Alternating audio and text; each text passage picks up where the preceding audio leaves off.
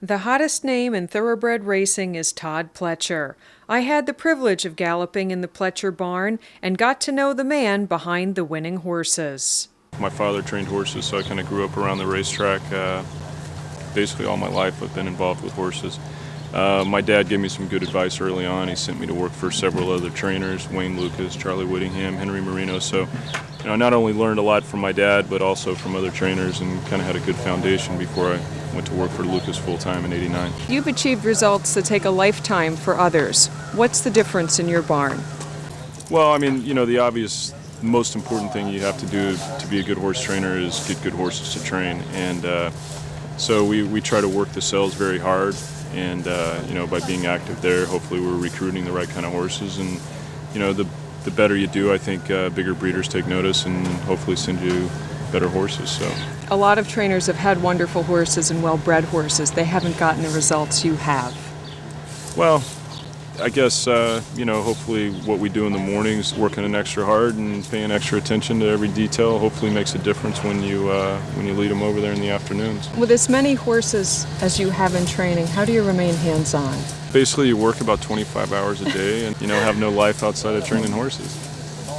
How do you find a staff with that kind of schedule? I think when you're doing well, obviously people want to work for good organizations. They want to work around good horses. So, most of them kind of find us a lot of times. I've had the privilege of doing some work in your barn. And to me, it's phenomenal, the way it's run in the morning. It's a model of efficiency. What did you model it after? When I worked for Wayne, one of his great strengths is organization. And by working in a big organization like that, you kind of learn how to be more efficient. And, we work on a time schedule, obviously. Track's only open certain hours of the day, so we got a lot of horses to train in a short period of time and need everything to run smoothly to do that. Do you have an organized training program for your staff? No, it's pretty much jump in and learn as we go, and I think that's usually the best way to do it. You can't sit down in a classroom and say, this is what we're going to do. I think it's easier to jump right in and learn firsthand. What's your role as far as communicating with owners? Well, I think, in today's age, that's probably the most important thing is keeping your clients informed of what's going on. And most of them have a lot of money at stake, and they want to be involved in knowing what's going on with their horses, and certainly knowing when they're running, when they're working, and what their next start's going to be. Are you involved at every level? Try to be. I mean, obviously you got to delegate some authority and you got to rely on your staff to make some decisions and do some things, but I like to know what every horse is doing all the time, and by doing that it keeps an open communication line between your assistants and the rest of your staff. And what do you feel is the one thing you can do in the operation that nobody else can? Oh, I don't know. I mean, I think everyone's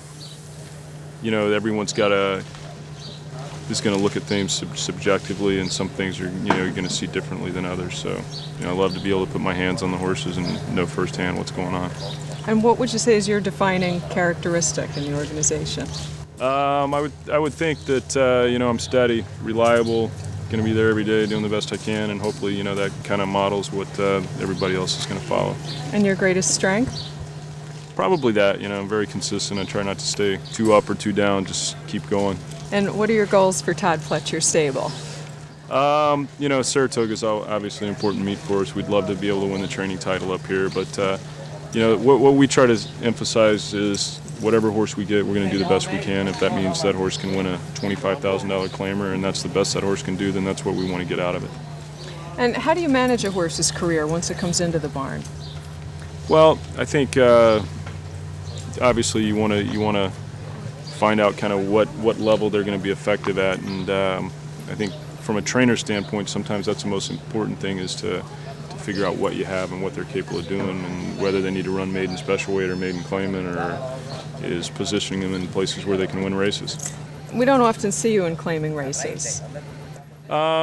I think because of the way that our stable's designed with a lot of young horses, hopefully we're attracting horses that are maiden special weight caliber and hopefully allowance or state caliber, but when it's necessary we run them where they belong. That being said, do you find that other trainers can claim horses from you and they become good claiming horses? The tough part for us in running and claiming races is when we run one in a claiming race, if that horse is claimed, we don't claim back, so it's just a loss of a horse for us.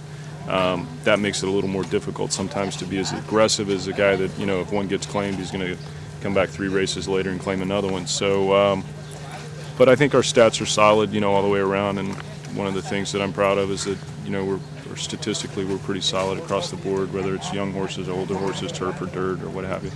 And when did you know in your life that you wanted to train horses? Probably when I was about 12 years old, I think I'd kind of decided that that's what I wanted to do. And who would you say has influenced you the most in your career? I've had a lot of influences. Obviously, growing up around it with my parents, you know, was a big influence. You know, working for the Lucas organization, probably Jeff Lucas was the biggest role model that I had, just because he was so structured and organized. That spent a lot of time with him. He was a great horseman and a great disciplinarian. Attention to detail was exceptional. What advice would you give young people looking to get into training? Well, I think, you know, the most important thing is to try to find someone that you respect, that you want to work for, and then fall in and learn from them. When it comes to the selection process of your horses, take us through that. Well, it depends. You know, we get horses from various directions, but for me, conformation means everything. And when I go to the sales, I try to focus on the conformation, and then hopefully, you know, there's some pedigree to back that up. But I want the athlete first. You'll buy an athlete over a well-pedigreed horse? For sure. Once you buy a horse, how are they prepared for racing? Well, it depends. Some of the horses that we get in the yearling sales, they'll go to Ocala. My dad has a training center down there now. A lot of them go down there for their early preparation, and then they come into us when they've hopefully ready to breeze 3 furlongs or something. The ones that come out of 2-year-old sales, then obviously they're a lot further along, and you know, some of them will come straight in, some will go to the farm first. Is there a point in their training that you know you've got a stakes horse or champion? You know, I'm always reluctant to crown one a champion before I see him run a couple of times, but we get a pretty good line on him in the morning, and the fact that we have, you know, quite a few babies lets us kind of match them up in the morning, and we can kind of discover which ones are, you know, more prepared or ready to run than some that might need a little more time. And what influences that most? Pedigree, personality, physical attributes? Probably a combination of all those things. You know, obviously you're going to have some horses that are conformed and bred to be early, mature, precocious type horses that are going to come out, and 5 furlongs is going to be their forte. Where obviously you're going to get some other ones that maybe are going to need longer distances, maybe turf, and most of that's conformational and pedigree. What do you like best conformation-wise? You got to start with a big motor, so you need a good hind leg and correctness, you know, in the front legs. I'm not real forgiving on conformational flaws. If you were not in this profession, what would you be doing? I have no idea. None whatsoever. I've never thought about it. If I were not in this profession, I have no idea what I'd be doing. What can we expect from Todd Pletcher over the next decade? I'm always reluctant to look too far ahead. We just try to stay focused on what's right in front of us, but hopefully we can just keep doing what we're doing, and if we're blessed and continue to get good horses to train, hopefully we can keep having good results. And if you had one superpower, what would it be? One superpower? Man, I don't know. I don't think I have one. If you could have one. If I could get one. Jeez, I don't know. That's a tough one. X-ray vision, maybe? I don't know. And I know it's early in your career, but how would you like to be remembered? I don't know. That's tough. You know, just maybe a good guy that went out and did the best he could all the time.